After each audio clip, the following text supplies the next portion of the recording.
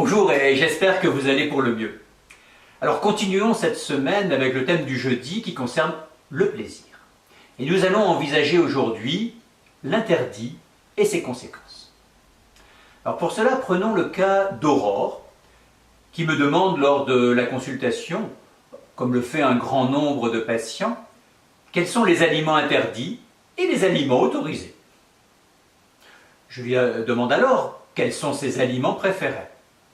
Elle me dit qu'elle aime un peu tout, qu'elle n'est pas difficile, mais qu'elle aime particulièrement les biscuits au chocolat. Elle me dit que de toute façon, tout ce qui est bon n'est pas bon pour le poids. Je lui dis alors, mais d'imaginer vos biscuits chocolat préférés et d'imaginer que je vous interdis d'en manger. Combien risquez-vous d'en manger? Imaginez maintenant que vous êtes libre de manger vos biscuits au chocolat où vous voulez, quand vous voulez, en quantité que vous voulez. Combien en mangeriez-vous? Elle me répond certainement moins. Je lui propose d'imaginer maintenant que lorsqu'elle a envie de manger ses biscuits au chocolat préférés, qu'elle en mange 5 fois plus que la quantité qu'elle aurait mangée. Autrement dit, si vous avez envie d'en manger 3 biscuits au chocolat, eh bien je vous demande d'en manger 15. Elle me répond « Ah mais je ne pourrais pas, cela serait écœurant ». Je lui réponds que finalement, on pourrait se dire bêtement que 5 fois plus ferait 5 fois plus plaisir. Mais vous pouvez faire l'expérience, il n'en est rien. En fait, un aliment qui nous fait plaisir pourrait dans ce cadre créer un véritable dégoût. Vous pouvez faire l'expérience, y penser avec des aliments que vous aimez particulièrement. En fait, ce que j'ai voulu faire sentir à Aurore est le côté très variable finalement de la perception du plaisir de manger. Et la première chose, si on veut travailler cette sensation de plaisir, eh bien de lever l'interdit. L'interdit crée le désir. On est tous d'accord qu'on aura plus envie de quelque chose d'interdit. C'est peut-être notre côté rebelle, c'est notre côté enfant. Et l'autre point, c'est que l'interdit crée un enjeu.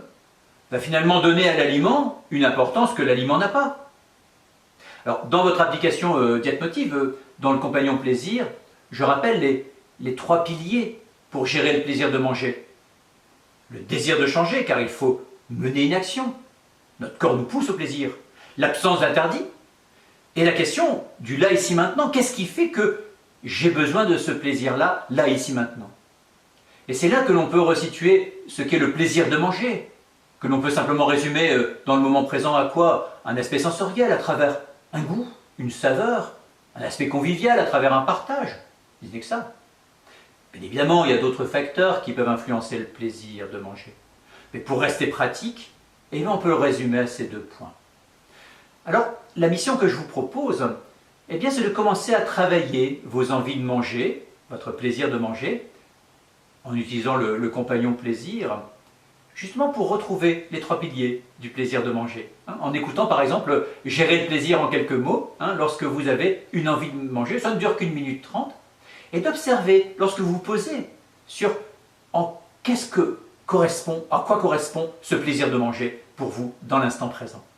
Et je vous dis bonne continuation et à demain!